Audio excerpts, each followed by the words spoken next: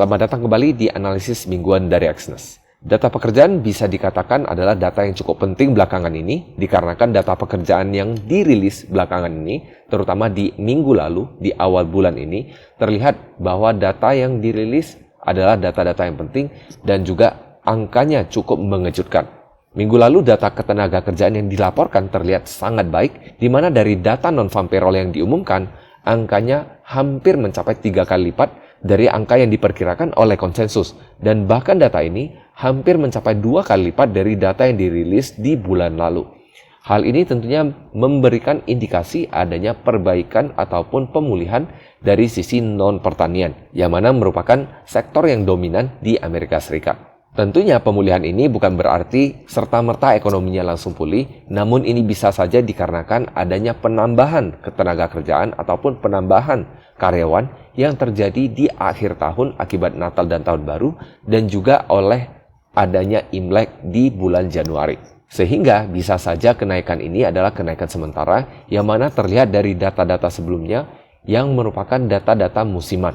Di saat bersamaan, tingkat pengangguran juga mencapai angka terendahnya dalam 5 dekade terakhir yang mencapai angka 3,4%, yang mana angka ini merupakan angka yang cukup rendah yang bisa kita lihat dari grafik yang cukup panjang pula. Dari grafik ini dapat dilihat bahwa angka pengangguran saat ini berada di angka yang sangat rendah sekali, yang mana ini juga dapat mengindikasikan bahwa peluang untuk terjadinya pertumbuhan pesat di AS sangat kecil. Dan di sisi lain, ini juga dapat memberikan indikasi lainnya, yaitu adanya potensi kenaikan dari konsumsi yang dapat memberikan dampak kepada inflasi lagi. Namun kita masih belum tahu apakah dampak ini akan merupakan dampak jangka panjang. Di sisi lain, kemarin Jerome Powell, chairman dari The Fed, mengatakan bahwa penanganan inflasi terbilang sudah cukup baik dengan ditandanya menurunnya angka inflasi yang terlihat sudah menurun dari angka 9,1% ke angka 6,5%. Berarti bisa dikatakan memang penanganan inflasinya sudah cukup baik. Namun perlu diingat bahwa data pekerjaan yang baik saat ini menjadi momok dari angka inflasi lagi.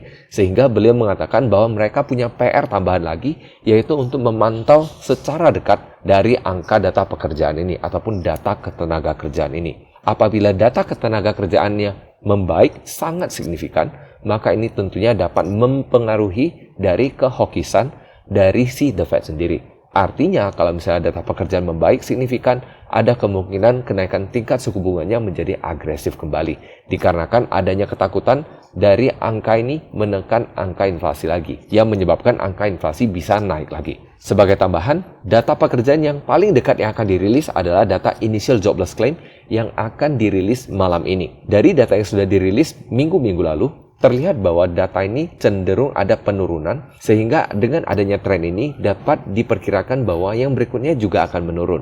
Namun penurunan ini bisa berarti dua hal. Mereka tidak mengajukan benefit ini, ataupun yang kedua adalah memang dari angka pengangguran yang tidak begitu tinggi. Namun sebagai catatan tambahan, seperti yang sudah saya katakan di episode yang sebelumnya di minggu lalu, bahwa perusahaan-perusahaan teknologi sedang berusaha menekan biaya mereka dengan mengurangi pekerja mereka.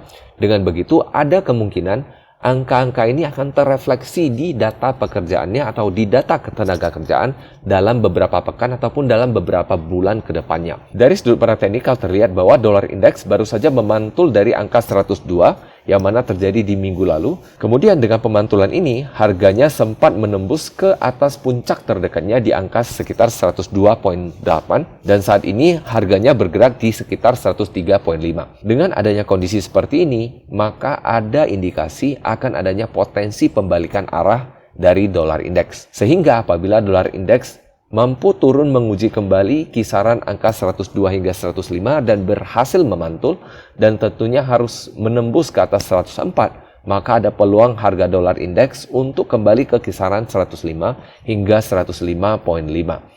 Di sisi lain, apabila dolar indeks malah turun dan ditutup di bawah 102, maka ada peluang dolar indeks untuk menguji lembah yang sebelumnya berada di kisaran 101. Di sisi lain, emas masih belum mampu bangkit dari kejatuhannya yang terjadi di minggu lalu, yang mana saat ini masih bertengger di kisaran level sideways-nya di 1860 hingga 1890 USD per troy ounce. Sehingga apabila harga emas dapat ditutup di atas kisaran 1890 hingga 1900 USD per troy ounce, maka terbuka peluang harga emas untuk menguji resisten sebelumnya di kisaran 1950 hingga 1960 USD per troy ounce. Sebaliknya, apabila misalnya dolar indeks malah tutup di bawah 1860 USD per troy ounce, maka lebih terbuka peluang dolar indeks untuk menguji kisaran 1840 hingga 1850 USD per troy ounce. Jadi itu saja analisis mingguan dari Exness.